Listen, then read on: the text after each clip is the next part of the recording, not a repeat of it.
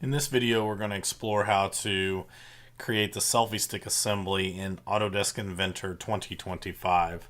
Before we got started here, I wanted to just note that I've already created a new active project called the selfie stick, and within this active project, created a folder for activity 213 and moved all the parts and the assembly into this particular folder. So if I select open right now, you're going to see that there's my folder name, and then there's all the part files with the assembly file there. So I'm just going to go ahead, and this is already showing up, or I could select open, select my assembly file, and select open as well. So here's where all the parts are in the assembly environment that we can start looking at doing some assembly for our selfie stick. So in order to get started, we're going to see that in this file that was provided, that the shoe top is already been grounded. The little thumbtack icon, if I right click on the file name, I can see the grounded option has already been checked. So that means that this part file, this part in space cannot move, but some of the other ones can. So as we get started, we're going to go ahead and take a look at number one, going up here to the constrain menu, and we're going to do some assembly constraints to make this work. So far as to get started, we're going to stay right here on the assembly tab within our place constraint. We're going to move over to the insert assembly constraint, and we're going to go ahead and take a look at this component of our shoe, and it's going to be added to the shoe top. So I'm going to go ahead and select right here along this edge to be inserted. It's going to note some symmetry there. And I'm going to go ahead and select the outer edge here on this part, and that's going to be how it applies. And I'm just going to go ahead, if I like the way it looks, I'm going to select the apply button. So in this case, we're going to add the shoe bottom onto the shoe top. I'm going to change over to the mate assembly constraint. It also has flush in there as well. So I'm going to have to select what faces are going to touch each other. So on the mate solution, I want to actually select like one of these faces, and I want to select this face here. Notice how it'll rotate around, but it's not quite aligned. So I'm just going to say I'll apply. That means I need to add a couple more constraints. This one here, I'm going to do two flush constraints. I'm going to select flush from the menu. I want to select the top of the shoe, and I want to choose the top face. Notice how those lined up together to flush those. And I'm going to say apply, and I'm going to do the same thing on the sides.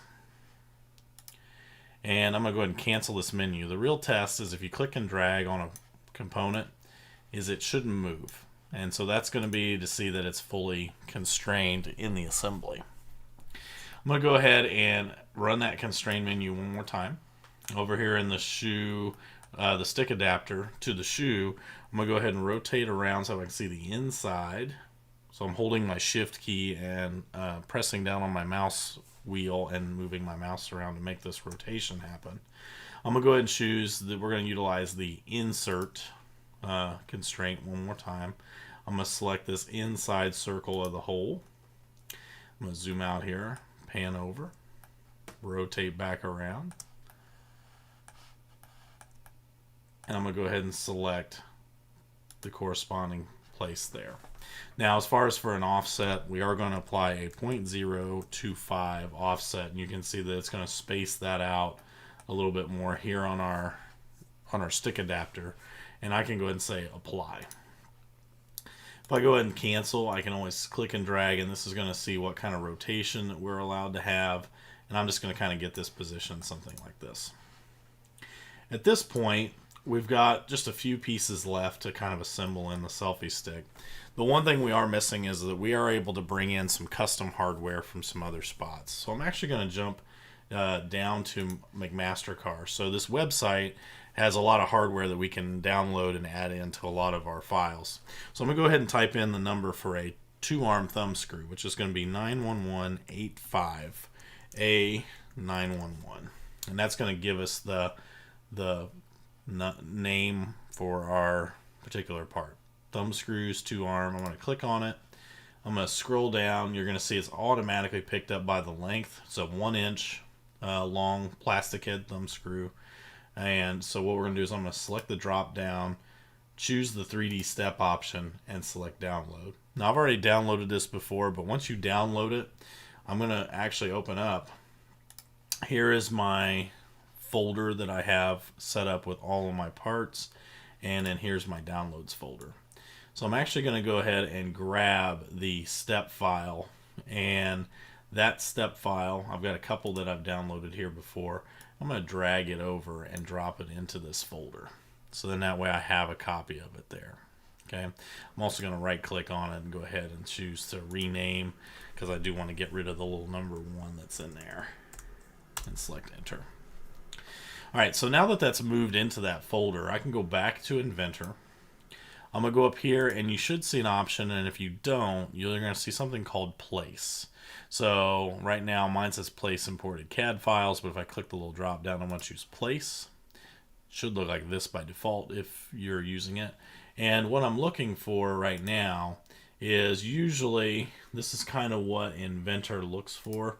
So it looks for Inventor parts, or even like Inventor files, like other assemblies or anything of that nature. But if I click on the files of type, I can actually, because here it says component files by default. But if I go down, I can choose step files, which is the kind of file that we just downloaded. And then here it's going to filter out all the other options.